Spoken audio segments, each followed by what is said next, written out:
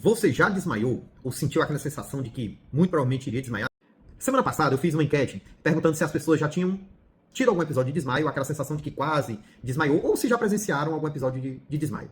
E a resposta foi bastante contundente, a maior parte das pessoas, para as duas questões, eles responderam que sim. E isso é explicado porque na nossa população geral, aproximadamente 20 a 25% das pessoas, elas já tiveram ou terão algum episódio sincopal em algum momento da vida. Algumas vezes esses episódios eles são únicos, algumas vezes eles são recorrentes. Bom, mas afinal o que é síncope? O que é que provoca o desmaio? Então, as síncopes elas são provocadas por uma redução súbita do fluxo sanguíneo cerebral, normalmente provocado por uma vasodilatação aguda, levando a uma queda de pressão.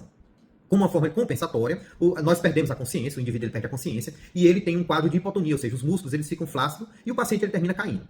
Esses episódios, para a gente dizer que foi uma síncope, ele tem que ter essa perda do fluxo sanguíneo cerebral, tem que acontecer uma hipotonia muscular, uma queda, uma perda completa do nível de consciência, daí o nome síncope, quando isso não acontece, como eu falei, pré-síncope.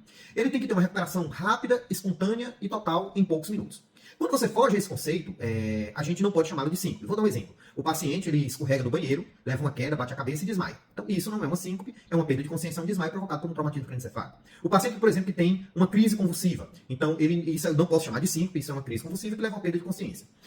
Sem dúvida nenhuma, e aí eu vou puxar o gancho, a crise convulsiva, sem dúvida nenhuma, é talvez o principal diagnóstico diferencial da síncope. O que diferencia um quadro do outro é justamente porque a crise convulsiva, geralmente ela dura alguns minutos, não poucos minutos.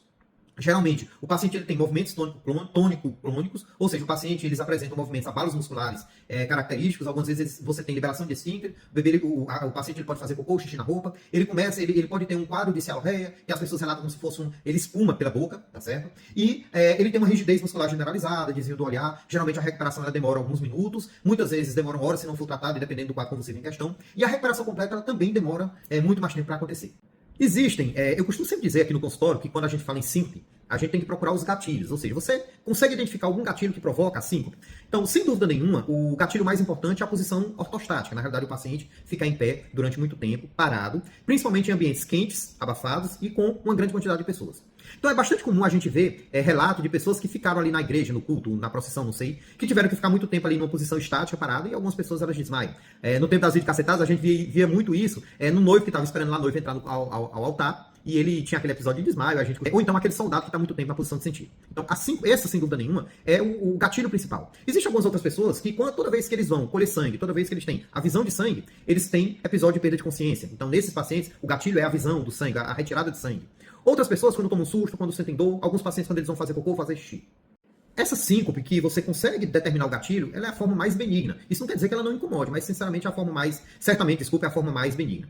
Há de se fazer o diagnóstico diferencial das síncopes cardíacas, que são aquelas provocadas por problemas do coração.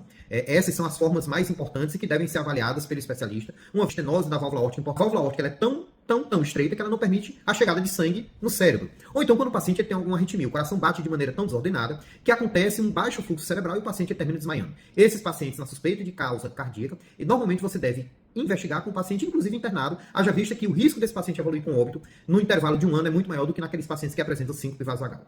E existe um terceiro tipo de síncope, chamado síncope ortostática, que é mais comum no paciente idoso, principalmente aquele que toma remédio para pressão, que acontece quando ele se levanta de maneira muito rápida. Então, não há um tempo hábil para os vasos sanguíneos se adaptarem à mudança de posição, acontece uma queda súbita da pressão e esse paciente ele desmaia. Lembre-se que, vejam bem, que em todas as situações eu falo baixo fluxo sanguíneo cerebral. Quando você não tem baixo fluxo sanguíneo cerebral, eu não posso chamá-lo de síncope.